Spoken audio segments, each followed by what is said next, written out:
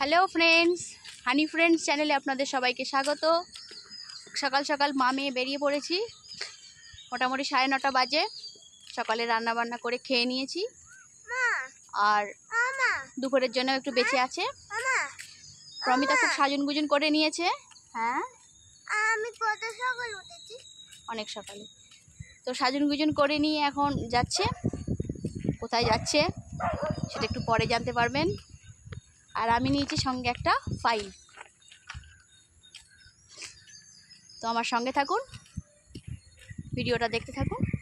আস্তে আস্তে জানতে পারবেন যে প্রমিতা এত সেজে গুজে কোথায় যাচ্ছে। তো বন্ধুরা, আমরা মোটামুটি পৌঁছে গেছি। আমরা অ্যাকচুয়ালি হসপিটাল এসেছি। আজ প্রমিতার 5 বছরের ভ্যাকসিন আছে। তো আমরা হসপিটালের ভিতরেই ঢুকে এসেছিলাম। তো মেয়েটার 1-2 দিন আগে জ্বর ছিল এবং একটু সর্দিও ছিল। তো সেই জন্য আমি ম্যাডামের সাথে একটু ডিসকাস করছিলাম। তো উনি আমাকে বললেন একটু জেনারেল ফিজিশিয়ান দিয়ে চেক আপ করিয়ে আনো। তার জন্য আমাকে আবার এই ডাক্তারবাবুর কাছে আসতে হয়েছিল। একই সাথেই হসপিটালের মধ্যেই, আমাকে আর অন্য কোথাও দূরে যেতে হয়নি। তো ডাক্তারবাবু ওকে চেক করছে। আর এই ডাক্তার কিন্তু তামিল কিংবা ইংলিশেই কথা বলে, হিন্দি বলে দেবে যে আমি হিন্দি জানি না। তো যাই হোক, ওকে চেক করার পরে প্রথমে বলছিল যে 1 সপ্তাহ পরে নয় ভ্যাকসিন নাও। তারপরে চেক আপ করার পরে বলছে ঠিক আছে, নিতে পারে, অসুবিধা নেই, চেস্টে কোনো সর্দি নেই। তো ডাক্তারবাবুর ভ্যাকসিনের পেপারটা দেখছিল, দেখে তারপর ওখানে একটা কিছু লিখে দিয়েছিল। তো আমি আবার চলে এলাম ম্যাডামের কাছে, যেখানে ওর ভ্যাকসিনটা দেওয়া হয়। আর ও কিন্তু ছোটোবেলা থেকে ইঞ্জেকশন নিতে কোনো ভয় পায় না বা কান্নাকাটিও কিছু না। ও যখন প্রথম যেদিন জন্মালো সেদিনও যখন ওকে ইঞ্জেকশন দেওয়া হয়েছিল সেদিনও কিন্তু ও কাঁদেনি। তারপরে 1-2বার যখন একটু হিপসে দিয়েছিল তখন একটু আউ করেছিল, কিন্তু ও কিন্তু কাঁদে না।